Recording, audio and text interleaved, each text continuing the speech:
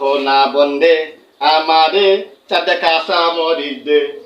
মরিচটাই যাবি না, যাও যাতে যাও তো ভালো তার থেকে বাপরে তামসা শুরু করছো না, তামসা লিয়াচ্ছ, মরিচ দাও আলু দাও বাগুন দাও, মনে তো বাজার আমার করে দিয়ে হয়ে গেছে ব্যাগ ভরে। বাকি মানুষের ছিললে না, আমার ভাল লাগে না গো।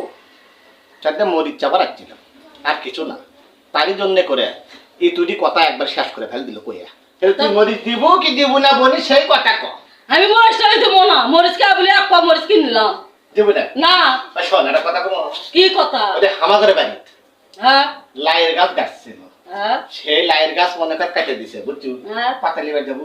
না আমি পাতা খাই না, খাই না। আমি জানি তোর জানি আমার বাড়ির আশেপাশে যেন তোকে না দেখি, একে ভর্তা বানাবো।